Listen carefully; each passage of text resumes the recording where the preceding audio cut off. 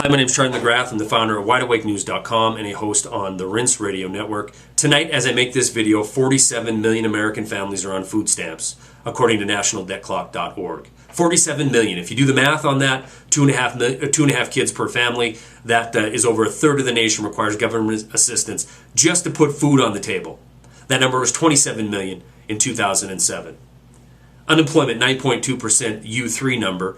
We find out today that number is bad and promises to only get worse. The Federal Reserve came out today saying it's going to be years before it returns to any kind of normal level. Barely halfway through 2011, and we've already managed to accumulate nearly 1 million foreclosures in this country, and consumer sentiment is at 1980 levels, even worse than the debacle of 2008 and 2009.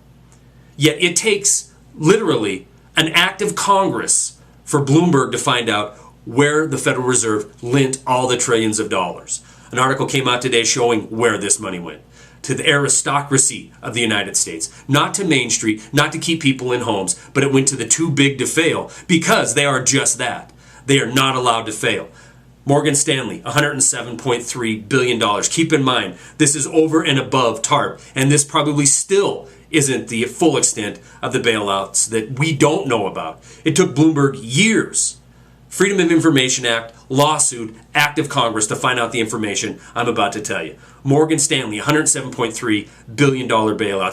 Citigroup, $99.5 billion. Bank of America, $91.4 billion. So forth and so on. The list just keeps going. In fact, half of the money lent out, the $1.2 trillion, went to foreign banks.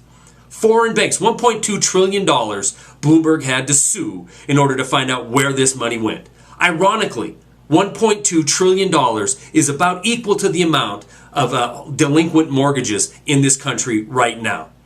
The punchline here is simple. The banks get paid off, and the people still get kicked out of their homes, and now we're going to have Freddie and Fannie renting the homes back to the suckers who got in there in the first place.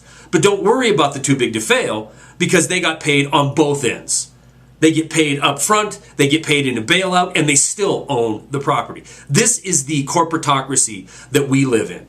But what's coming is going to be far, far worse than anything we saw in 2008. The Lehman global moment is upon us. It could be tomorrow, it could be tonight, it could be a week, it could be a month. But you can be rest assured, it is coming. This go around, they've managed to shift all the failure out of private companies onto the backs of the rest of the world. And this is why it's important that we keep delivering this message over and over again so we can tell people who brought us to the condition we're in. Because infighting has already begun. The blue team blames the red team. The Democrats blame the Republicans. It goes on and on. We must keep reminding our friends and family and co-workers why we're in the position we're in.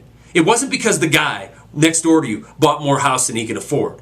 It was because the criminals on Wall Street, dressed in their $50,000 suits, making $100 million a year bonuses, can't take a loss because they needed to remain in business even though the country went out of business. We must keep driving this message home until we have leadership that is willing to step up and call the Federal Reserve out, seize the assets that the American people already paid for, and demand justice and demand integrity. We must keep putting this message out. Because if we don't, all we will do is end up eating each other as a nation, and the planet will end up destroying itself, blaming each other for a rigged game in the first place. Stories are attached. That's all I got.